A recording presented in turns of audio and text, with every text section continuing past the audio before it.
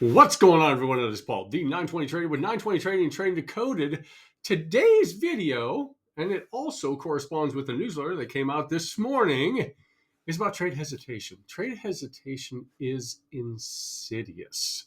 What is trade hesitation? Well, it's pretty simple. It's when your edge presents itself, but you don't act.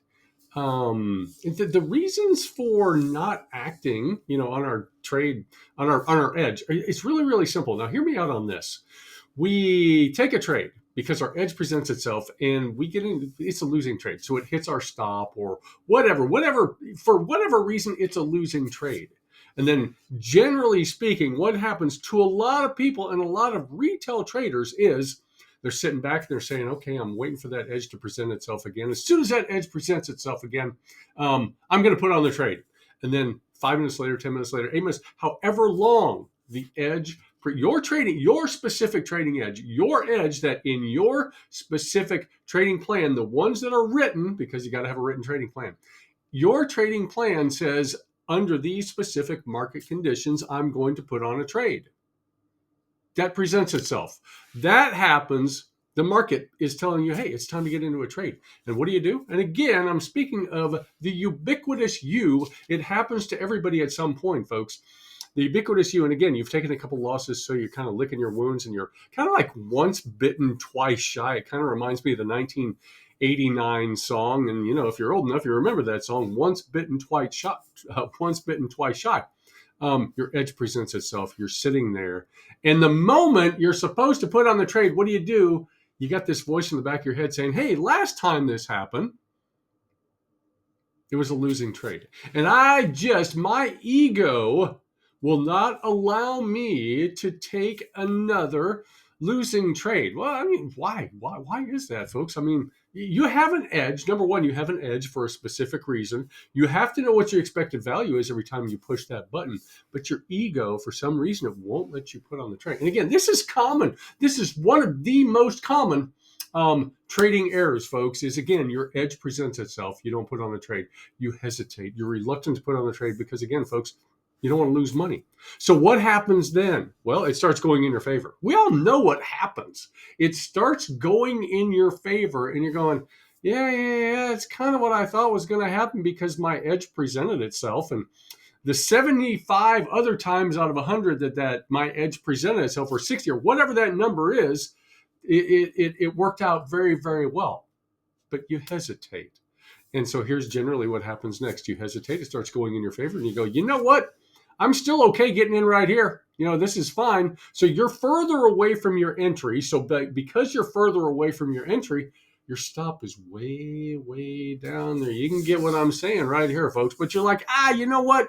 It's okay. It's okay because my edge, the reason for getting into the trade is still there. It might have happened 3 or 4 minutes ago, but the underlying reason is still there. Now, remember, folks, when you get that really, really good execution, I'm not talking about a perfect trade execution. There's really no such thing. You can get close. Again, edge, trade, no edge, no trade. But the further away you get from the origination of the play, the more pullback you can expect. So you're sitting there, it's going in your favor. You're like, I'm getting into this trade. You can call it chasing a trade, whatever you want to call it, folks. And you get into that trade and you're sitting back and you're like, yeah, that's a good entry. But in the back of your mind, you realize, hey, I'm not following my trading plan. My edge presented itself 3 or 4 minutes ago or 5 minutes ago. And now I'm just getting into the trade because I don't want to miss this specific trade. And then what happens? We know what happens. Well, it comes down to hit your stop. And it's further away, or it starts going against you and you start to panic because, it was such a good entry, but it's moving against you. So you're losing money. And then you close out of the trade because, number one, you weren't supposed to put on that trade there. And then you find support or resistance or whatever, whichever direction you're in. And then it takes off again. Now, the smart trader, what the smart trader does is the smart trader says, you know what? I made a trading error. And because I made a trading error, I'm done for the day. Okay? Or at least waits until their edge presents itself again. They don't chase it. But what a lot of people do is They get back in, they jump back on that horse again, they do it again, they touch the hot stove again and again and again. And they look back at it at the end of the day and they go, you know what, if I just would have executed when I was supposed to execute without fear or without hesitation, if I was just able to do that, then that would have been a really, really, really nice trade. But since you hesitated, guess what happened? You lost. Folks, that is one of the biggest trading errors out there that you're going to find. I talk to folks all the time. We talk about this specifically in the group multiple times a week, how that is such a massive, massive, massive trading error. Folks, now here's the thing. Here's the thing about a trade. If you miss your entry, you know what you're supposed to do? You're supposed to do, and again, this is just my opinion, but what you are supposed to do according to your rules, not my rules, but what according to your rules, what you're supposed to do is you're supposed to leave it alone. And you're supposed to watch that trade go and go and go wherever it goes. And I know the feeling, folks, because we miss trades all the time. When we miss it, you got to leave it alone. You got if you don't get reconfirmed back into a trade at some point, you know, you watch that thing leave. Again, you got that voice in the back of your head. There's competing voices in the back of the head.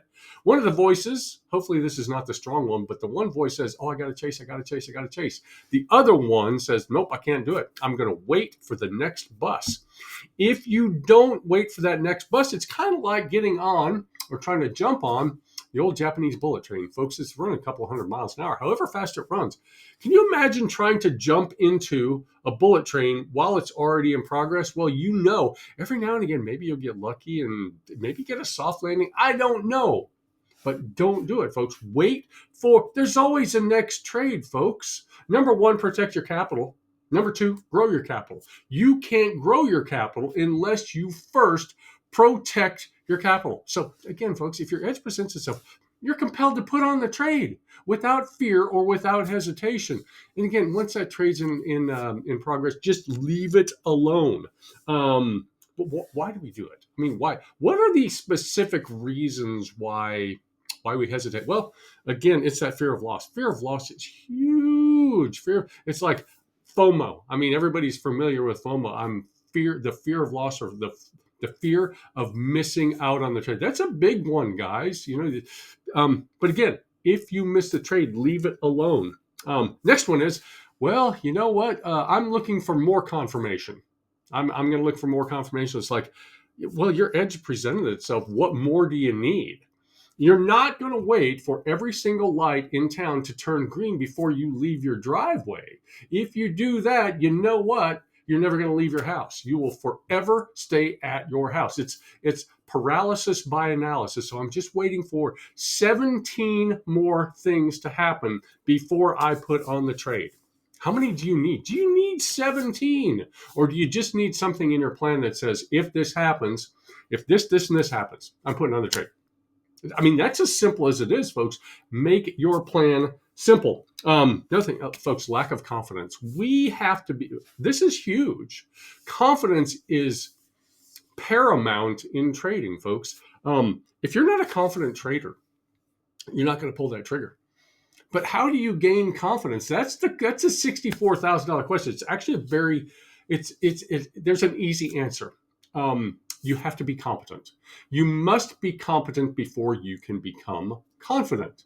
You can't be confident first. If you think that, well, I'm confident, you know, I've always been a confident person, and confidence can get me through in the markets. It cannot. If you are relying on confidence, particularly as a beginning trader, if that's all you have without competence, guess what? You're going to give money back to the market. But again, once you have that competence, the confidence, it rises up. So confidence, it just goes up exponentially as you learn more. But again, folks, just a little bit better every day, not a lot. You don't have to get a lot better every day, just a little bit. And again, folks, we talk about that once bitten, twice shy, back to that 1989 song. And again, if you're old enough, like I am, you've probably heard the song. If your edge presents itself, put on the trade. Another thing, folks, one of the big reasons why, again, you could be losing money. I don't know what the situation is, particularly with your situation, but every now and again you got to kind of pull back. If you have a string of losses and your confidence is shot, kind of start over. Start over, with a small position. Maybe go back to a single contract. If you're trading options, trading futures, whatever it is, trade something small. So you want to have real money on the line. I mean, nothing really. You can't fake that. Paper trading, no, there's no real money on the line. But have real money on the line. But kind of pare back a little bit. Pull your position size back. That's always a good thing. If you're trying to regain that confidence, edge trade, no edge, no trade. I mean, that's as simple as it is right there, folks. Another thing, don't focus on the result. The result does not matter. And again, that's a hill that I will die on. We talk about it all the time in our group, folks. It's like, quit focusing on the result. If all you are interested in is the result, you're never going to work to get your process as tight as it is. I mean, it has to be a tight process. Again, it goes back to the trading edge. What is your edge? What does your plan tell you to do? Do you have an edge? Number one, you have to have an edge, and it must be written down. It must be specific. You got to have all those things. If all of those things are not in place, you don't have a plan, folks. You must have a plan. It must be written down, and it must be specific. And again, folks, it's build up that confidence. You got to have that confidence. I talked about this just a couple of minutes ago, but I think, I've talked about the four different stages of competence. First stage, and I'll go through this real quick. The first stage is called unconscious incompetence. So you don't know what you don't know. Okay, so by not knowing what you don't know, a lot of people come into it, and again, it doesn't matter what the specific skill is, but a lot of people come into something new with a lot of confidence, but no competence. So they don't know what they don't know. Now, when they start realizing that, well, really, I kind of need to know what I'm doing, their confidence goes from way up here to way down here. So they take a big shot. Their confidence is almost destroyed in a lot of cases with trading because they thought they knew something they didn't. They realized that they needed to know an awful lot to do this, particularly at a higher level. Okay, so you get that. You realize you're starting to learn, and your confidence is low. But by learning, your confidence starts to go up. So up as your competence grows. So that's called conscious incompetence. You know what you don't know, and by knowing what you don't know, guess what? You understand the path that you have to take to get where you want to go. Third stage, and now here's the thing, folks. Most people get stuck in stage 2, the conscious incompetence. I know what I don't know. It's a hard stage to go through, folks. It's really, really hard. Your confidence takes the biggest hit. So many traders get stuck there, and so many people quit because it's hard. This is a really, really, really hard thing to do, folks. It's a really hard thing to do. Now, if you, and you can, it takes time, but if you can muscle through that second stage to get to the third stage, it's called conscious competence, where you know what you know. You no longer need a whole lot of help to do what you're trying to do, whether it's trading or doing anything else. The easiest way to kind of explain this is think back when you were a brand new driver. You're brand new, you're just started out driving, and you had to think about every single, actually, you start with stage 1. You watched your mom or your dad, your grandpa, your uncle, a friend drive a car, and they did it without even thinking about it. Okay? And you watch this person drive a car, and they make it look really, really easy, and you think, man, I can do that. It's really, really easy. So you jump behind the wheel, and it's like, I don't know what I'm doing at all. Okay? Again, confidence, it looks easy. To lack of confidence, this is harder than I think. Now, you get to the point when you're driving the car or learning to drive the car where it gets easier and easier and easier and easier.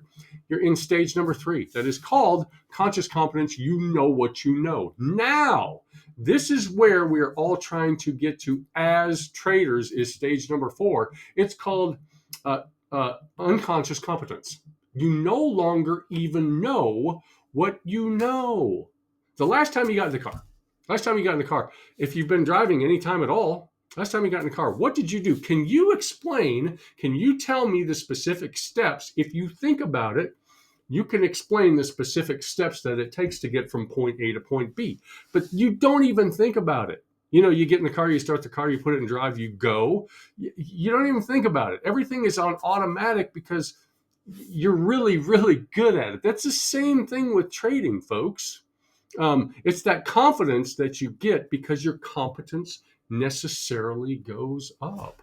Anyway, folks, that's about all the time I have for today. Don't hesitate. Don't hesitate. It's easy to say, but it's hard to do, particularly after you've taken some losses. And I understand that. I recognize that. I think every trader, the vast majority of traders, you know what? I'm going to say just because, maybe there's an outlier. Every single trader out there who's traded at any high level, they've all gone through the hesitation. It's like, I don't know if I should put on this trade right here. And then bam, they don't put it on. Guys, you got to put on that trade. Execution. If your edge presents itself, you're compelled to put on the trade without fear, without hesitation, or without a care of what that result is going to be. So, folks, sometimes it's a good result.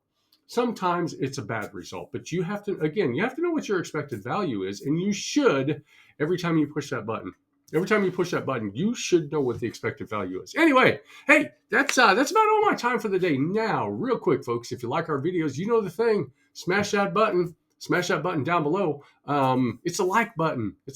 Don't forget to subscribe and leave us a comment. We always appreciate a comment.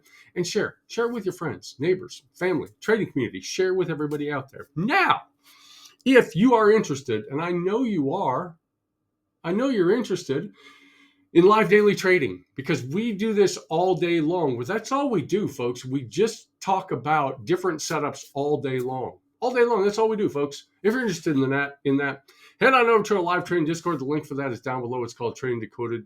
We are so convinced. We're so convinced that you will find a great amount of value, a great deal of value in what we do. We're going to give you that first week for free. What more can you ask for? It's the first week for free. There you go. Now, if you're interested in the 920 crossover strategy, because, hey, I'm the 920 trader. If you're interested in that, head on over to 920trading.com. The entire strategy is there for the entire world to see. It costs you nothing other than your time. How much time? Don't know. 4 stages, folks. 4 stages.